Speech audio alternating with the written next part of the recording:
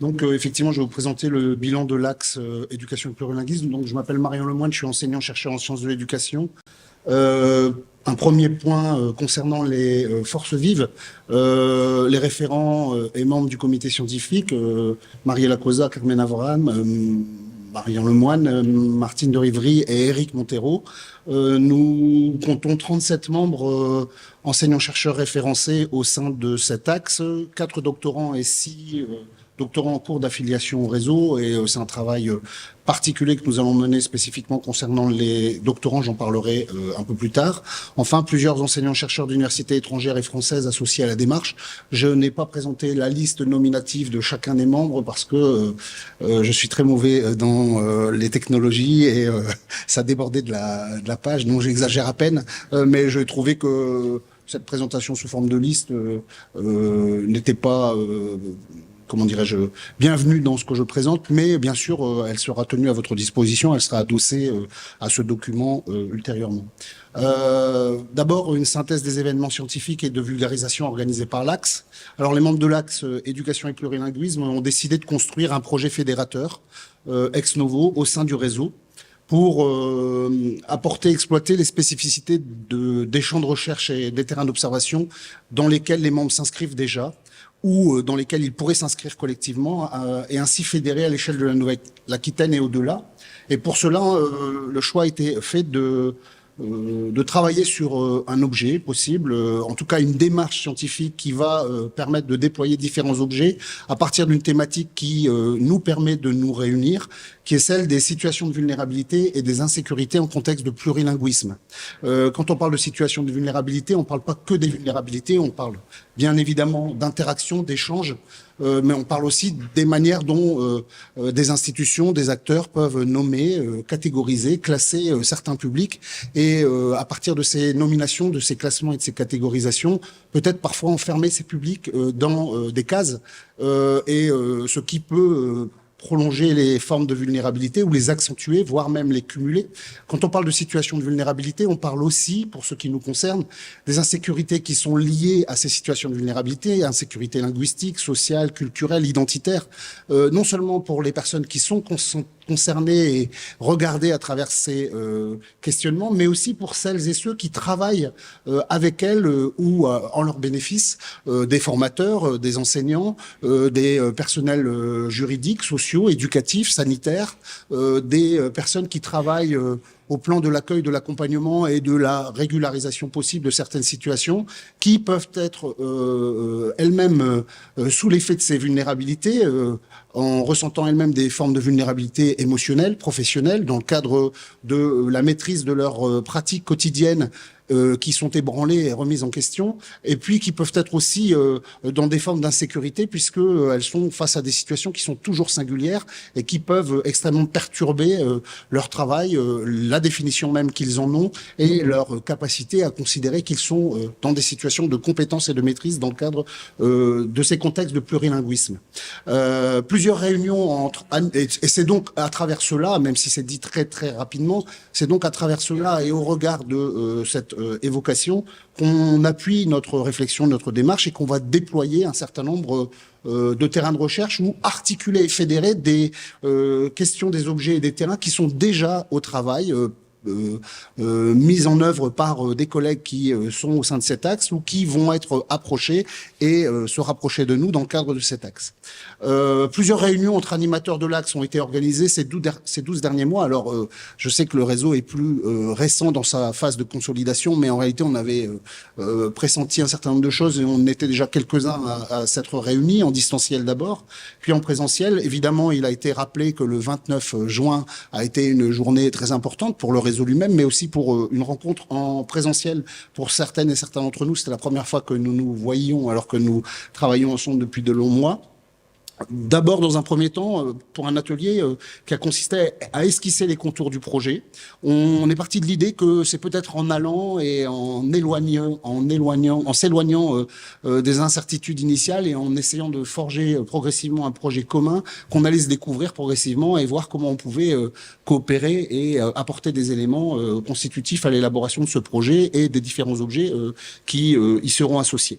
Le 30 novembre, c'est-à-dire assez récemment, nous avons organisé notre deuxième atelier en présentiel. Il a consisté en un travail de conceptualisation et de construction progressive, non seulement du projet, mais aussi de l'identification de certains des objets et terrains, ainsi que l'élaboration en cours de l'inventaire des démarches qui sont préexistantes.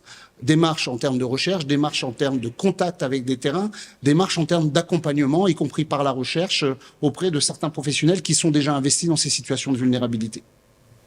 Pour ce qui concerne les événements scientifiques et de vulgarisation à venir, eh bien, on pourrait parler des 4 étapes qui vont advenir, puis de 2 autres qui sont un peu plus lointaines. La première, c'est d'organiser une journée d'études le 24 mars prochain, qui sera consacrée à la rencontre et au dialogue avec des acteurs de terrain, entre des acteurs de terrain et des chercheurs, afin d'une part de dresser une cartographie des situations de vulnérabilité de la région, d'identifier des enjeux sociétaux en Nouvelle-Aquitaine. Alors, on a déjà repéré un certain nombre de partenaires qui ont été sollicités ou qui vont l'être. On a repéré notamment qu'il y a pratiquement autant de DU passerelles qu'il y a d'universités au sein de la Nouvelle-Aquitaine. C'est là un intérêt très important qui a déjà été lancé par des collègues de différentes universités, que de voir ces intervenants dans les DU passerelles se rencontrer, travailler et déployer des recherches communes. On a sollicité, c'est déjà fait à l'échelle de différentes académies, des professionnels des CASNAV. On pense aussi aux mineurs non accompagnés, dans le cadre des conseils départementaux, auprès d'éducateurs référents, mais aussi auprès des directions de protection de l'enfance, de l'accueil et de l'accompagnement des publics réfugiés et migrants, et on est déjà interpellé par de nombreuses associations qui, sur le territoire de la Nouvelle-Aquitaine, sont très investies sur ces questions, non seulement pour l'apprentissage et la maîtrise de la langue, mais aussi pour la capacité à, de manière interculturelle, entrer progressivement dans les compréhensions, les codes et les manières d'être pour vivre ensemble de manière pacifiée, en étant aussi accepté et reçu comme tel sur un territoire qui, comme tous les territoires, peut être questionnant par rapport à l'arrivée de publics qui sont différents. On sait que à l'échelle de différents territoires, en France métropolitaine et ailleurs, l'autre n'est pas toujours reçu, et c'est là les questions d'altérité, de diversité qui seront mises en œuvre, non seulement à travers la question de la langue en contexte plurilinguisme, mais aussi la langue et les manières d'être et de faire ensemble qui sont véhiculées par la langue et par d'autres postures et relations qui sont à mettre au travail. Enfin, on a considéré qu'il pouvait être intéressant à l'échelle des universités de regarder ce qui se passe aujourd'hui auprès des étudiants ou en direction des étudiants étrangers dans le cadre du programme Bienvenue en France. Vous savez que on accueille plus tout à fait de la même manière, il y a des droits différenciés, enfin je rentre pas dans les détails, mais à partir de ça, il y a aussi des annonces qui ont été faites par les différentes universités françaises concernant l'accueil et la manière d'être bienvenu, renouvelé au sein des universités françaises. Une proposition est faite d'aller regarder ce qui se passe et éventuellement de discuter avec les universités si elles le souhaitent, afin de les accompagner dans une forme de recherche-action qui pourrait permettre d'expérimenter un certain nombre d'éléments. Quelques collègues plus récemment ont proposé de regarder aussi ce qui se joue au niveau de la formation doctorale et des conditions de mobilité estudiantine à l'échelle de la Nouvelle-Aquitaine, à l'échelle de notre université. Mobilité entrante et sortante dans le cadre de la formation et au-delà. Mobilité aussi en termes d'insertion post-doctorale pour voir si éventuellement certains de ces étudiants, ça va pour le temps ? Oui. Si certains de ces étudiants peuvent être également, après ce parcours d'excellence, des ambassadeurs de la Nouvelle-Aquitaine à l'échelle des territoires sur lesquels ils trouveraient une insertion, territoire d'origine ou d'autres types de territoires qui pourraient porter, y compris cette démarche à l'échelle de la francophonie. Deuxième journée autour de la présentation d'études concernant des situations de vulnérabilité en contexte plurilingue, en faisant appel à des apports de professionnels et de collègues d'université. Des contacts sont pris avec des collègues qui exercent dans des espaces francophones et qui mettent au travail ces questions. Troisième et quatrième journée à l'automne 2023 et au printemps 2024, elles sont en cours d'élaboration et vous le comprendrez, puisqu'on va mettre à l'étude un certain nombre de situations de vulnérabilité en contexte plurilingue. Eh bien, il s'agira de présenter un certain nombre de travaux, en tout cas dans l'état d'avancée de ces travaux, dans le cadre de la démarche, en faisant une place aux apports interfaces, c'est-à-dire qu'une parole sera donnée et prise évidemment par les professionnels qui seront investis dans des démarches de recherche, action, formation. Il ne s'agit pas que de faire des journées d'études à dimension scientifique, mais bien de dialoguer. Et puis, une place non négligeable sera aussi accordée aux travaux de doctorants. On pense et on prévoit, on envisage, en tout cas, on fait la proposition d'organiser régulièrement des doctoriales, ce qui nous permettrait d'associer les doctorants à ces travaux, mais aussi de valoriser leurs travaux en cours. Les 5 et 6e journées se dérouleront à l'automne 2024 et au printemps 2025. Elles sont plus lointaines. Elles seront centrées sur l'analyse d'expérimentations en cours en situation de vulnérabilité, initiée avec les terrains qui nous feront la confiance de travailler avec nous, avec différents chercheurs, avec différents groupes de chercheurs. Le but étant de mesurer ce que ces expérimentations qui auront été abordées et approchées dans le cadre de recherche, action, formation produisent, et à partir de là, dénoncer un certain nombre de préconisations peut-être en direction des professionnels, d'irriguer en tout cas la réflexion et la décision dans le cadre des politiques publiques. Et c'est là une des commandes de ces réseaux structurants. Enfin, à l'automne 2025, une occasion nous est faite d'organiser un colloque qui réunira un grand nombre d'entre nous, nous l'espérons, et ce colloque aura lieu dans le cadre des 7e assises européennes du plurilinguisme qui auront lieu à Bordeaux. C'est une occasion tout à fait importante et ce sera un moyen de valoriser les travaux qui auront été menés dans le cadre de cette démarche sur 3 années. Pour résumer, à la fois le projet mais aussi les horizons. Vous comprenez que nous sommes à la croisée des regards sur des questions complexes. Des membres chercheurs relèvent de l'anthropologie, de la didactique du FLE et des langues. Il y a des linguistes, des chercheurs en sciences de l'éducation, des sociolinguistes, des sociologues de différents espaces géographiques, et nous espérons voir venir vers nous des collègues d'autres disciplines, des juristes, des politistes notamment.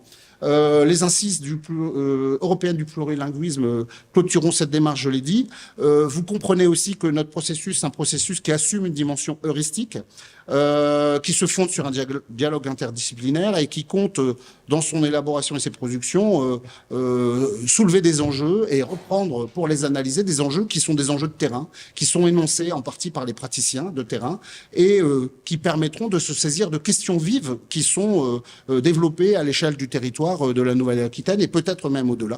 Le domaine de la formation et de la professionnalisation sont forcément mobilisés et le seront encore plus dans les mois qui viennent, mais aussi les métiers de la relation au sens large, social, éducatif, sanitaire, d'insertion.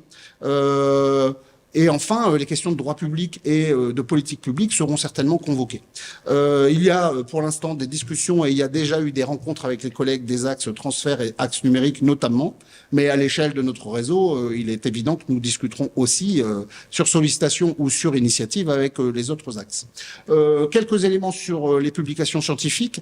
La synthèse des publications parues en cours est comment dirais-je, en cours de travaux, en cours d'élaboration. On a fait un inventaire, mais on réfléchit aussi à ce qui va être proposé dans les mois et les années qui viennent.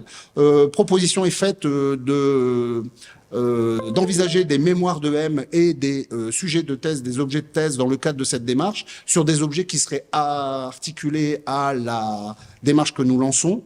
Courant 2023, il y a un projet de publication dans une revue indexée. On ne sait pas dans quelle discipline, en tout cas plusieurs contacts ont été pris. On note notamment les cahiers de la sociolinguistique. Je vois que bon, c'est pas grave. À la fin 2024, on imagine une publication d'un volume dans la collection Archives contemporaines. C'est bien ça? Collection francophone. Voilà. Mais je vais trop vite. Donc, enfin, je termine en disant que pour nous, on voit le premier des points forts, ce sont les rencontres pluri-interdisciplinaires et interuniversitaires. La projection d'une démarche de recherche commune engagée avec des acteurs de terrain. Il y a sans doute des points améliorés au niveau de la communication grand public à l'échelle de notre axe, mais aussi à l'échelle du réseau. Nous veillons à travailler à l'intégration des doctorants, mais il y a encore du travail à effectuer. À ce titre, on proposerait éventuellement, nous l'avons dit, des doctorales, mais pourquoi pas d'organiser une université d'été francophonéa interaxe qui permettrait à des chercheurs et à des doctorants de présenter l'état d'avancée de certains travaux ou de certains projets en dialoguant avec le grand public. Et enfin, dans le cadre de cet axe, une proposition est faite et portée par Martine de Rivry concernant l'élaboration d'une cartographie des compétences plurilingues des universités de Nouvelle-Aquitaine. Cette cartographie aura pour objectif aussi de vérifier, de connaître de manière plus précise les ressources dont nous bénéficions à l'échelle de la Nouvelle-Aquitaine dans le réseau des établissements de l'enseignement supérieur et de la recherche, et peut-être de mutualiser, si cela est envisageable et profitable, afin de renforcer encore nos capacités dans ces champs. Voilà, je vous remercie de votre attention.